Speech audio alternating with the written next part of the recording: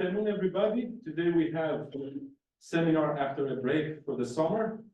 Professor Mariusz Winiecki, if I pronounce it well, from University of Kazimierz Wielki from Poland.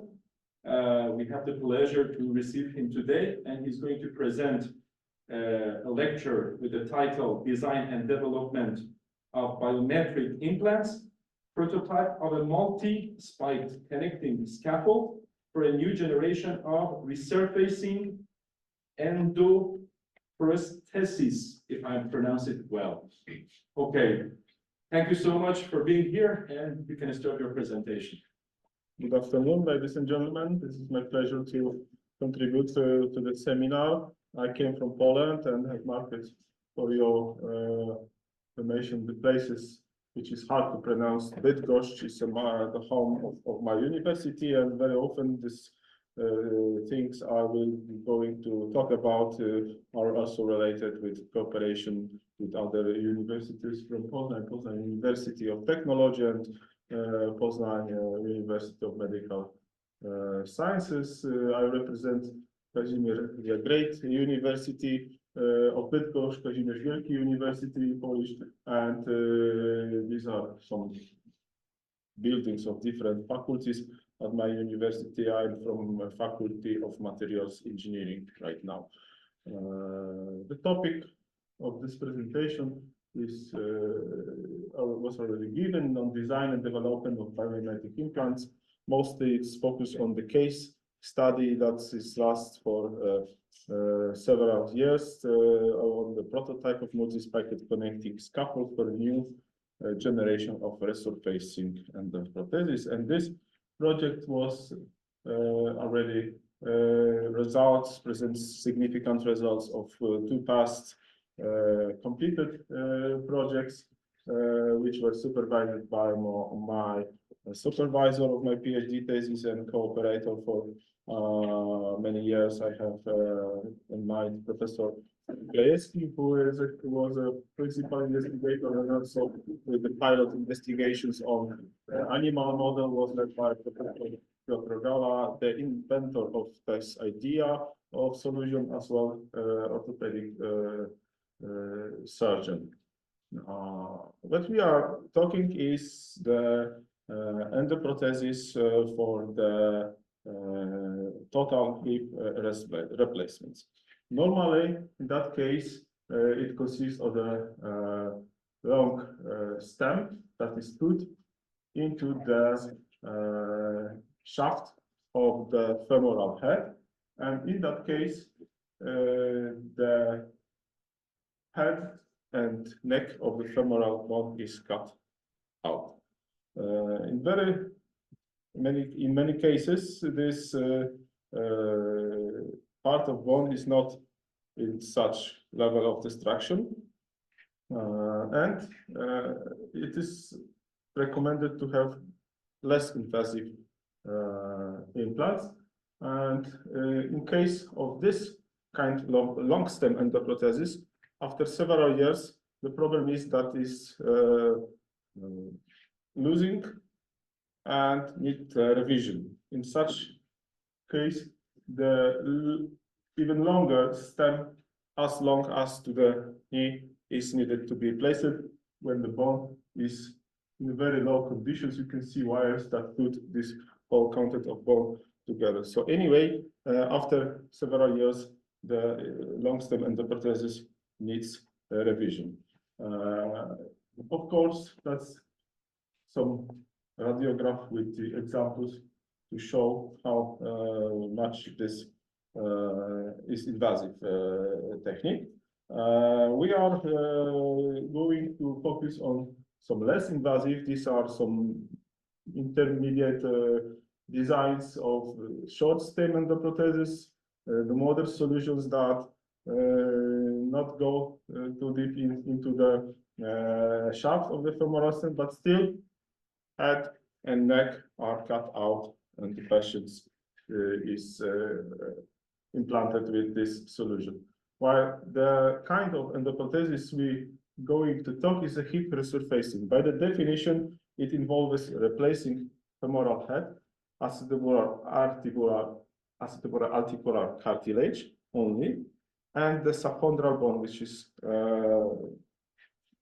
below the cartilage, with the prosthesis components that are designed to replace the removed cartilage as a subchondral bone to minimize the changes of overall joint kinetics. That's the general illustration of the differences. So here we have the long stem endoprosthesis with a cut out neck and head, while in this case the natural neck and head is preserved and only the surface is changed. In some evolution of these materials, it has a 100 years long history. It started in 1923 with some solution of different materials like glass, bakelite, vitalium, alloy, even acrylic, or later metal on metal solutions. And the evolution of construction were always subject of evolution of different trends. And what is interesting to notice that very often the surgeon was one of inventors of this, based on their experiences of their practice. They have found some issues and discussed the development. The first phase was based on the change and trying to prove different materials, which of course the biomaterials engineering was not much advanced those days. So very often the random materials were used. Later they have used different contribution, and sometimes they have started with the way of fixation of these both elements in the bone. Like you see, for the most cases, no matter how different compositions of combinations of biomaterials were, starting from metal on metal, metal on ceramic, ceramic on ceramic, different solutions, most of these fixation methods were cemented. There were times when they tried also cementless with porous coatings, when different solutions to avoid cemented kind of cemented way of fixation, but these all solutions has failed. And with over the 100 years, we can distinguish three generations that these solutions has three times of the very advanced and development and new ideas.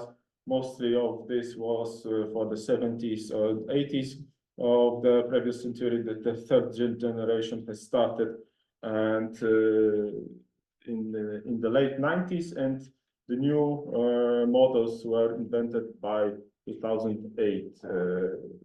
Here we see some examples from 60s, and the latest one currently applied endoprosthesis with the big or other companies proposing their own solutions. For the most of them, the way of fixation is with the use of cement, which causes specific problems like loosening, migration of element, and sometimes after several years, fracture of the network.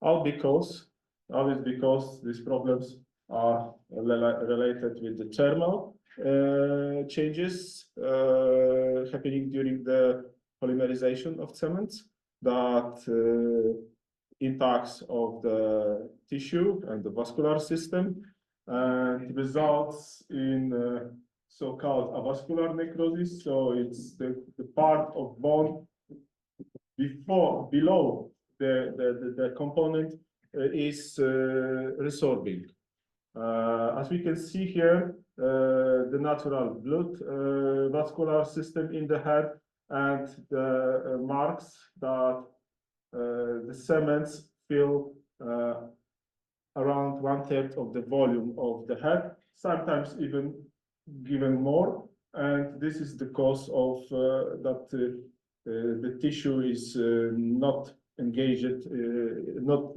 living anymore, and not possible to recreate vascularization. So this way of fixation is good at the beginning, but assures the film fixation, but with time it leads to generations and before mentioned problems. With this invention from Professor Rogala, which was patented in late 90s, he has realized that some kind of natural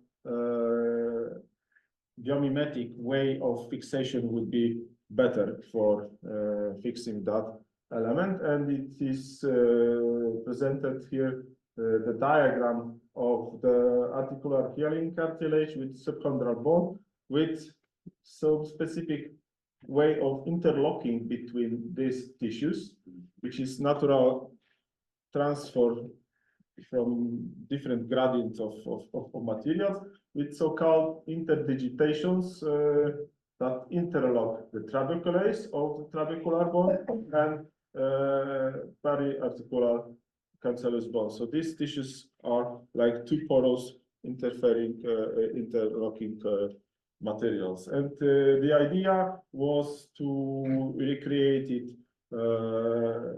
as a way of fixation, the metal part that will be embedded with this in bone tissue.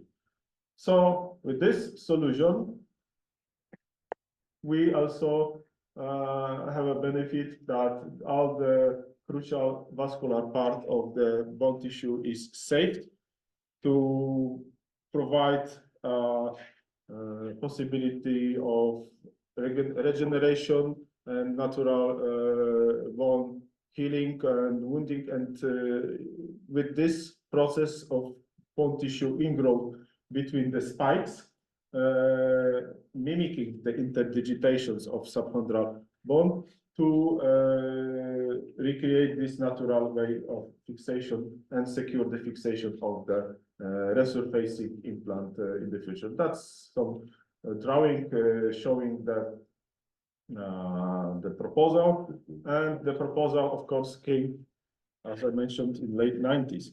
At the beginning of these years, we were trying to manufacture this kind of solution with electrical discharge machining, which was completely not recreating the idea, because of course they were possible to produce some spikes, but the size and the number was not satisfying. And also with this technology, recreating these spikes on the spherical part was not necessary. So these first prototypes were unsuccessful. However, these are the first attempts to recreate this idea, to materialize it. It is important to note that the 3D printing technologies was in very infant stage of life. We've tried some models with stereolithography in 2007. But still option to produce such a thing, such a components from metal was not possible. With time, it became possible, and we, with some, of course, CAD design optimization, we tried to fit the size of optimize the size of the spikes to fit the intertrabecular porosity of bone. Based on some measurements, we have found the best size of the spikes that could fit the trabecular porosity to provide the specific kind of interlocking without destroying too much of the bone. And with some designs, CAD designing, we have been able to recreate this model and to produce the first prototype with use of selective laser melting technology, which is now quite common. But as I mentioned, those days it was the only available machine producing this. And also, normally it is adjusted for the industrial purposes with some singular elements. It was quite difficult. The general manner of working this is that this is powder bed, and the laser is melting layer by layer to create the whole component of metal. In this case, it was titanium alloy with aluminum and vanadium. And of course, this is just too big to show the principle of selective laser melting. But with this technology, we have produced all samples that we needed for the project, not only to figure out the design is exact, but to check out the technology, to provide some samples for the surface modification, and also further animals test on animals. This is shortly presentation of different stages of the work. It starts from the first layer when the bed is covered with the only one layer of powder, and then with the laser layer by layer solidifies the powder into the bulk part. This is the stage after, directly after manufacturing. It needs cleaning for the remaining fibers, and there are some different, the variety of samples presented after manufacturing. So with this technology itself, we have found some specific problems. Also, the other technologies available on markets were verified, like electron beam melting and selective laser sintering. The problems that were found with two mentioned technologies were that there are some unmelted parts on the surface. There were parts that were losing out of these spikes, might leading to some infections later after fracturing. So we have found some technologies not effective enough, and of course the process parameters needed modification, as well as some post production treatment. With this post production treatment, we intended to remove all these particles, unmelted or partially melted, adhered to the surface, to try to get out it from between the spikes, to provide specific space for the bone to ingrow in the further states. And we have applied the worked out technology of blasting, when they have combined different blasting powders, like for example glass pearl blasting, and on with specific solutions and parameters of blasting to make possible to clean all the surface of the spikes, almost to remove all the particles. With the mentioned technologies like electron beam melting on selective laser sintering, we have received different problems, like not exact recreation of the geometry. So the spikes look at like a Christmas tree covered with snow, not a spike. Or there were a lot of cracks and pores inside the materials. These upper pictures show the effect of producing the same fire with electron beam melting, like the other lower is with selective laser synthetic. So we have decided to stick with selective laser melting, which offered the best conditions to recreate it. We also needed to secure exact samples for the future tests on biomaterial on animals. So these several next slides show the process of creation of the same kind of resurfacing type of implant for a knee. Because later I will mention why we decided to have some tests with the knee instead of hip.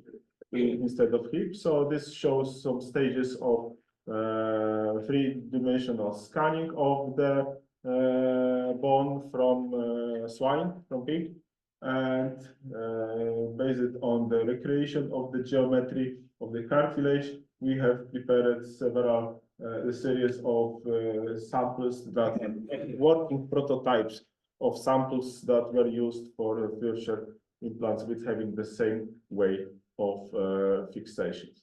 Of course, the technology selective laser melting has a specific limitation in resolution, and we have also needed to verify it based on some tests when we have measured with a confocal microscopy the really created spikes, as they are quite tiny and were on the boundary of the limitation possibilities. And it has not recreated the CAD models properly enough to provide satisfying. Well, these two lines show that the geometric dimensions like height of the spikes compared to those which were manufactured with this technology, and we have found that we have 50% of this. So this introduced the necessity of having some modification in the CAD model that we could fix this not exactly produced CAD models. One of the important things was to prove that this structure works as a scaffold. So we have performed cell tests that have proved the activity of cells between the spikes. And here we have some preliminary results that show here are 3 spikes, and here is a space between spikes that was analyzed with the confocal microscopy, so different depth was analysis, and it was found that the cells contact each other with the cytoplasmic extensions showed by arrows and create three-dimensional cell-to-cell network, which proved that the structure, the geometry and the cells between the geometry can begin the process of forming a bone.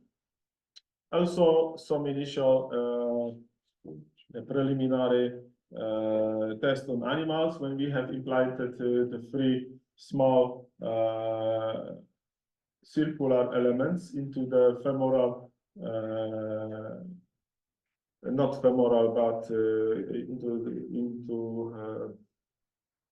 the condyle of knee to see whether the process of the ingrowth will occur in case of bone. So here we have 2 implants of different sizes, because we were checking, by the way, the different sizes. Here are the radiograms showing and some histological pictures showing that the bone is recreated between the spikes. Of course, we were checking different dimensions between the spikes as well to find in the experimental way the proper size of the space that the bone will adapt by growing. We have found that in case of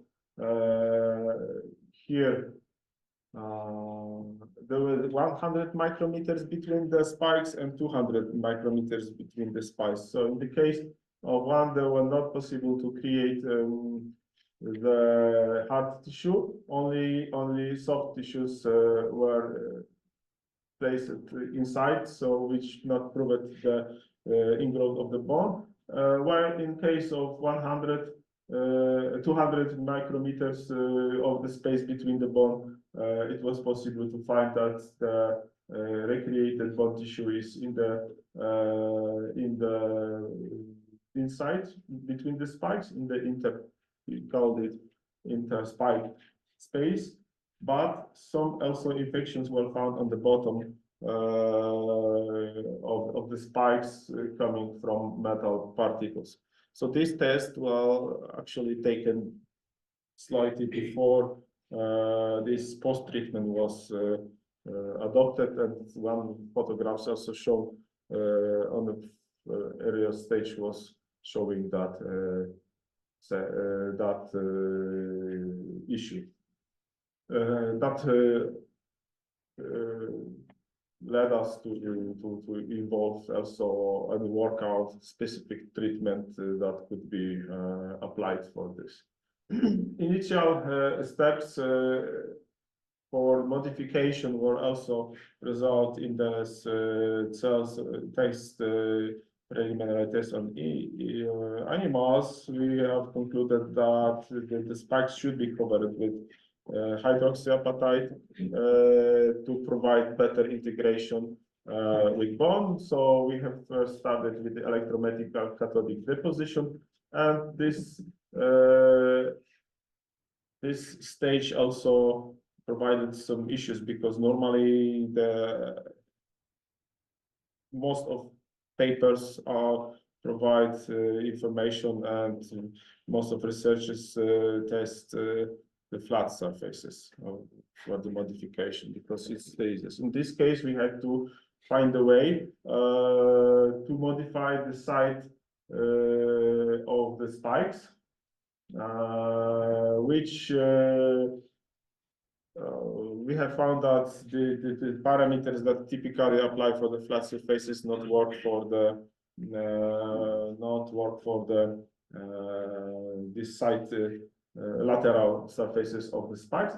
And also one other issue was found that the 200 micrometers between the spikes is not enough for these particles to modify the surface, because we have found that rather they fill the space between the spikes, covering them, and it is made another problem that we have solved with changing the dimension to 350 to avoid this situation. The two geometrical variants were tested, and they have proved that in case of 350 micrometers, this phenomena not occurs. And also we have did the mapping to show which of the parameters applied of the electrochemical deposition secures the best coverage of the lateral surface of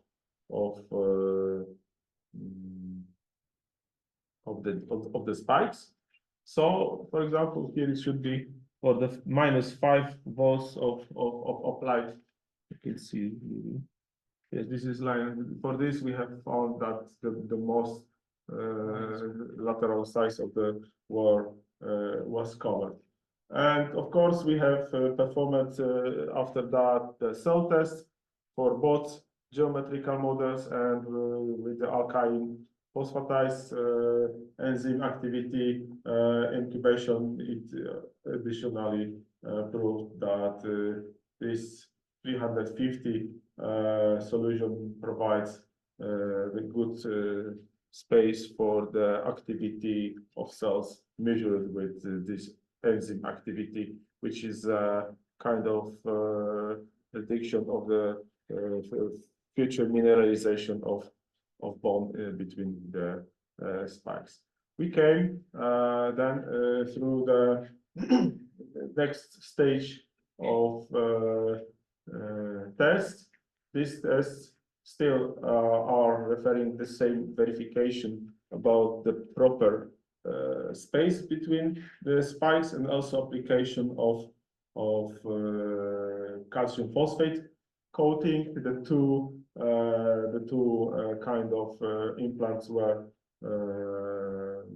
implanted into the femoral condyles of swine.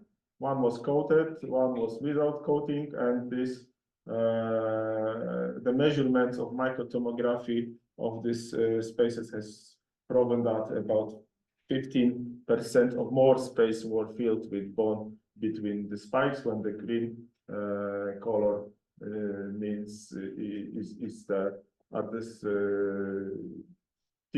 bone tissue between the spikes. So it was confirmed on both in the quality of bone between the spikes on the histological test, and with the quantitative evaluation of the ingrowth based on the microtomography results.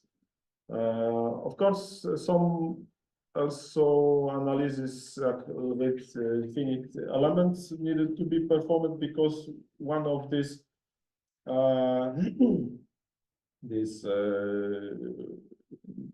need which occurs in the natural phase hip is that the load transfer goes from through the bone, through the network of trabecular bone. And in this case, of course, we wanted to prove that the spikes works the same way as the interlocking interdigitations, and there were the steps of the experiment which was to build the specific model for the numerical analysis, and then perform the analysis and compare the results with the mechanical testing, in which there's the same kind of implant was embedded in the bone of swine. The experiment was with two different types of variants of the spikes. When the test on the mechanical testing machine, the sample was embedded, and we measured the forces of the embedding, and of course the analysis of the density changes below the scaffold. And building the process has led us to find that the initially created model needs some modification, because it needs to include the densification of the material which occurs during the embedding. So the embedding reflects the method of implanting of the bone, because the implanting of this endoprosthesis is kind of initial embedding of the endoprosthesis inside the trabecular bone, and in this way it causes initial wound destruction on the controlled level of the bone to initiate the process of wounding. And we wanted to find the proper model that will allow us to build the model that will allow us to design the even personalized models of this scaffold. From this first test, we have found that these numerical tests are not coincident with mechanical tests. So the model applied for the bone tissue was evidently wrong, and this involved the work of the PhD students who was working on that topic. And in result of these measurements, he proposed so-called simulated consolidated bone insert. As the bone was found to densify, we need to place some kind of insert to the numerical model that reflects the densification as well. And with this model, we received a good coincidence of that numerical test with mechanical test, and this allowed to validate the model in the experimental way. Next steps, some of these researches were performed in the independent parallel paths, but on the final steps we needed to prove on series of animals that such kind of solution will work as a way of fixation for the implant. And we have chosen the pig for the test because we needed a big animal for this test. There are some photographs for the veterinary clinic when the research was performed. At first, of course, we have to learn how to prepare also the histological samples for the analysis, but the other training was to find the proper operative access for the surgeon to get to the site and perform the proper fixation of the implant. So that's why we have not made the tests on animals on the hip of pig, because it has really difficult access to perform. And also the head, we wanted the so-called comparable samples to the control on the same joint. So in one of the tests, it was found that the femoral head is not possible to get two implants into when it has collapsed and was destroyed. So that decision was made to create, to perform the test on the femoral knees, which allowed, among others, to implant more. That's the example of the pilot test on hip. I'm not surgeon, so I can tell you nothing more except that this looks like it's destroyed because it was broken. So it led us to change the decision, and it proved that even 4 samples can be placed into one condyle. So it was a good site to perform the comparison between different samples. Of course, it was a kind of training also for the clinical part, to work out a good way of fixation. So there were also attempts to do it with 2 additional screws that were needed, because without screws it was detached, because its kinematic of this joint is more complicated in the shape shown that without this screws, the initial fixation is not satisfying. However, after that, there were implanted the same kind of knee implants to the 10 animals, experimental animals. We used the working prototype of partial resurfacing knee arthroprothesis, and with the results of histological, we can have proved that also here, bone is filling the space between spices, and also here on the different levels of the geometry, this existence of bone was proven. Here are measurements of the amount of bone compared to area part of the spikes in the cross section. So it was found that it is filling the bone is filling well the space between spikes and this on its upper parts, while at these lower parts we have noticed the way of oppositional growing of bone tissue on the surface of spikes. So these are cross sections from the deeper. So when the bone already only begins to grow on the sides of these spikes to expediently fill the space in the further time. The implants were in bone of animal for about 8 weeks, so it's a typical time of verification. What we are doing currently is in another project that is continuation. We are doing a microtomographic studies of the embedding of this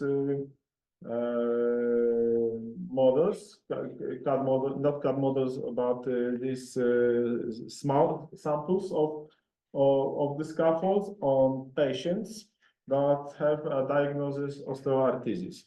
Osteoarthritis is a typical disease which allows the patients to go to undergo the surgery with this kind of implants, but of course, depending on the stage of this disease, some patients are not fitting that kind of the prosthesis because of the too much degradation. So there are different goals on the clinical side of this research, and then the other goes on the engineering side.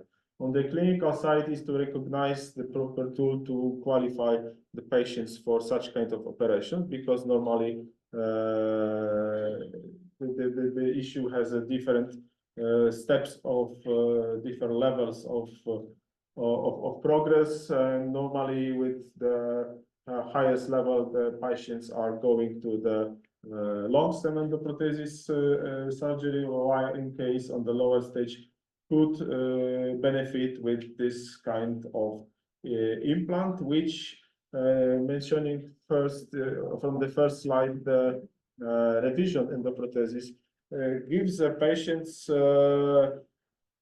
hopefully one more stage of living, because very often the patients without are qualified for this resurfacing endoprosthesis are relatively young patients, like with the 40s, active in sport, and having in mind that there is a 10 to 15 years with the long-stem endoprosthesis and then revision.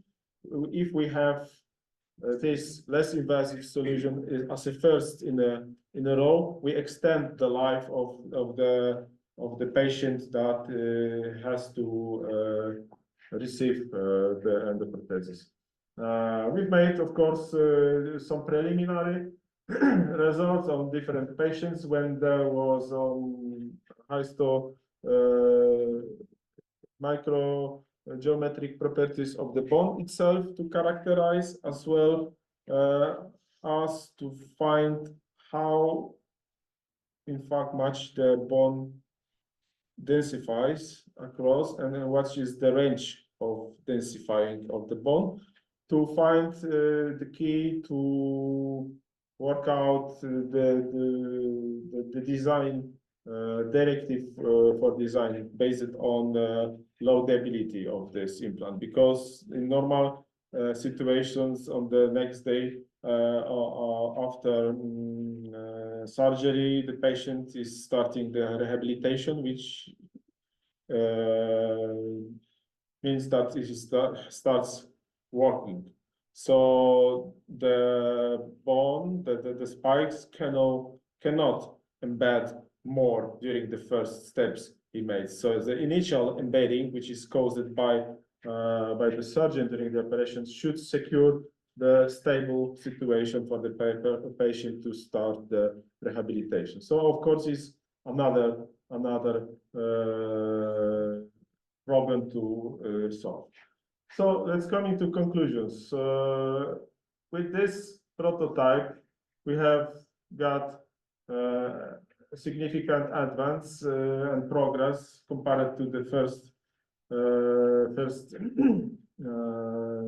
models, and this involves is owing to the 3D printing, direct metal manufacturing. Different names are used. Technology that is now much more developed than almost 15 years ago. Another conclusion is that we have evident the biomimetics of this solution, because it contributes to the fact that we have secured the biomechanical load that is very similar to the natural articular surfaces, and the transferred loads were proved with the simulations to be uniform, which is important to prove that the mechanical biomimetics in that solution. Also, this pilot experimental studies has proved that the majority of spaces between the spikes were filled with ingrown, newly formed and mineralized bone, which means that such a solution can serve as a way of fixation for the resurfacing implants. With this validated model, we can the model reflects the partially embedded scaffold in the bone, can be used for the bioengineering design of this new type of fixation. For the specific patients, we have in mind that most of simulations that were taken also on the models on the properties of bone that are taken from the healthy organism. Like in this case, we need to consider that this goes to the patients with advanced osteoarthritis, maybe not advanced, but having some issues with osteoarthritis. So this tissue is already damaged, and this densification is a way that the patients still can be considered for that kind of operation. We see that this we can call it load capability or loadability will be the way that we estimate the proper design, even for the personalized solution. That would be theoretically possible if we have data from the specific patient, and then the model that we create and prints it in a customized model, like tailored for the patient. It's possible with this parameter to be performed, and this is of course completes the part of preclinical bioengineering research.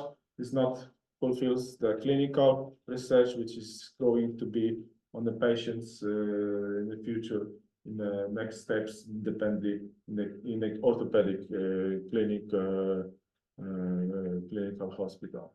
So we see that the new design, this completely or entirely cementless and stemless resurfacing endoprosthesis of the hip or other types of joints can be embedded in surrounding bone by the multi-spiked connecting scaffold that somehow initiates can initiate the new generation of the prosthesis, mentioning the three previously mentioned, that is the first entirely without cement, without any stem, because this also had some stem, and this might be the opening for the new generation. Thank you very much. All these results were also presented in our our book that was published this year, about presenting the whole process of the design of this model. Thank you very much.